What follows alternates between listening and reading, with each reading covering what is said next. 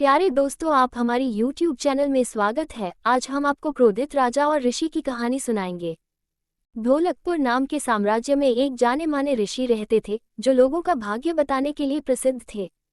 उस राज्य का हर व्यक्ति उन प्रसिद्ध ऋषि व उनके कौशल के बारे में जानता था। एक दिन उस ऋषि के बारे में वहां के राजा को भी पता चला। राजा के मन में भी अपने भविष्य को जानने की इच्छा होने लगी। इसी के चलते उसने अपने सैनिकों को ऋषि के पास भेजा और पूरे सादर सम्मान से उन्हें महल लेकर आने का आदेश व आमंत्रण दिया। राजा की आज्ञा के अनुसार सैनिक ऋषि के पास गए और ऋषि को राजा का आमंत्रण सुनाते हुए उनसे महल चलने की प्रार्थना करने लगे।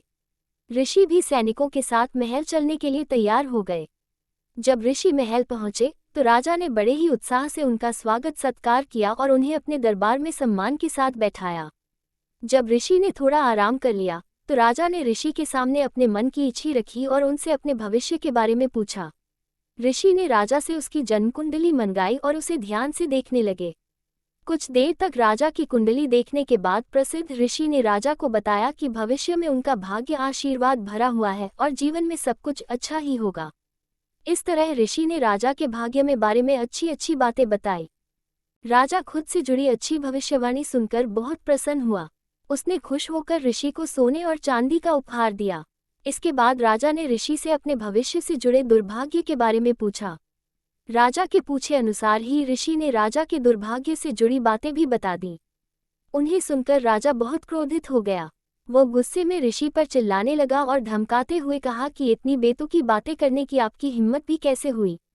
राजा ने गुस्सा होते हुए अपनी तलवार निकाली और ऋषि की तरफ इशारा करते हुए कहा कि अब मुझे मेरी मृत्यु का समय बताओ। ऋषि समझ चुका था कि राजा अपना दुर्भाग्य सुनकर उस पर क्रोधित हो गया है। राजा की मृत्यु वाली बात सुनते ही वो शांति से कुछ गणना करने लगा। इसके बाद शांत स्वर में कहा, मेरी गणना और कौशल के अनुसार आपकी मृत्यु मेरी मृत्यु के ठीक 1 घंटे बाद होगी। राजा ऋषि की यह बात सुनकर हैरान हो गया। अब उसे अपनी गलती का एहसास होने लगा। उसने तुरंत अपनी तलवार नीचे रखी और ऋषि के साथ किए गए अपने दुर्व्यवहार के लिए उनसे माफी मांगी।